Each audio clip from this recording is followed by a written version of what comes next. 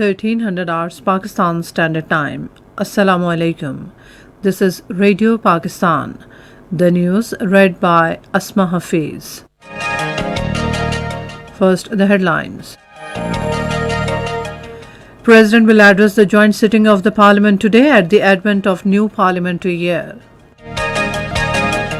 Minister of State for Information says the nation has expressed full confidence in Prime Minister Imran Khan in the Cantonment Board elections. Special Assistant on National Health Services has urged people to follow the corona-related SOPs as the pandemic is not over yet. Indian diaspora organizations in the United States have rejected BJP's Hindutva policies and demanded equal rights for minorities in India. And now the news in detail. Joint session of the Parliament will be held at the Parliament House in Islamabad at 4 p.m. today. President Dr. Arif Alvi will address the joint sitting at the advent of 4th parliamentary year. Minister of Information and Broadcasting Chaudhry Fawad Hussain says some media owners considering fake news as their right are asking their employees to protest against proposed Media Development Authority law and receive bonus. In a tweet, he raised a point as to how a law that protects a media worker and envisages heavy fine for fake news can be against journalism. The minister pointed out how fake news could be a basic right.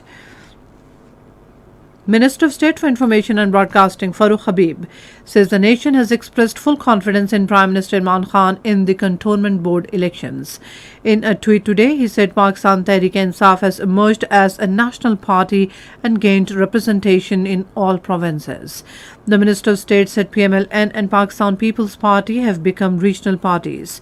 He said PMLN could not get a single seat in Balochistan and remained on 5th position in Sindh. He said PPP could not get a single seat in Punjab and Balochistan. Special Assistant to the Prime Minister on National Health Services Dr. Faisal Sultan has urged the nation to wear masks and follow SOPs of social distancing to control the spread of coronavirus.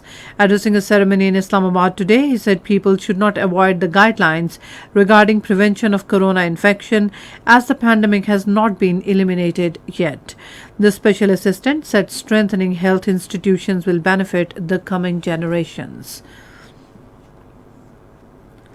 Indian troops in their fresh act of state terrorism martyred a Kashmiri youth in Rajouri district of the illegally occupied Jammu and Kashmir today.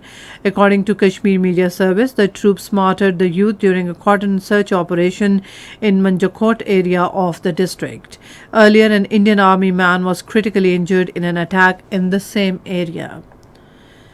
Representatives of several Indian diaspora organizations in the United States have rejected the Hindutva policies of Modi-led BJP government in India and demanded equal rights for Muslims, Sikhs, Buddhists and Christians in the country.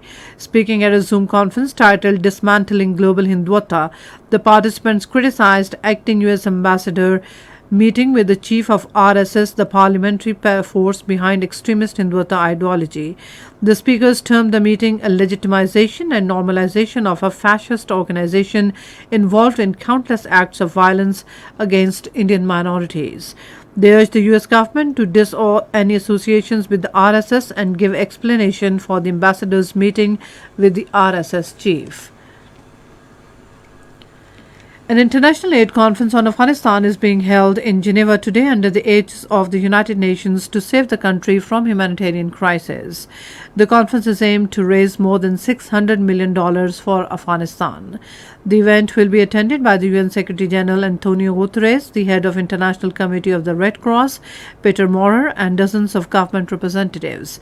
The conference will also appeal for unimpeded humanitarian access to ensure provision of multiple services to the people of Afghanistan as per their requirements.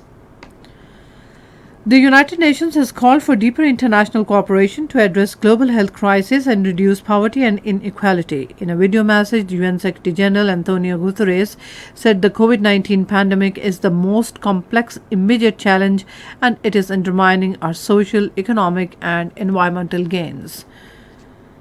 Israeli warplanes carried out airstrikes on Rafah, Khan Yunis, and Beth Lahia areas in the blockaded Gaza Strip today. Israeli Defense Forces confirmed the strikes. And that's all from the newsroom. For more news and analysis, log on to our website radio.gov.pk and also watch live video streaming of our bulletins on the link facebook.com/Radio Pakistan News.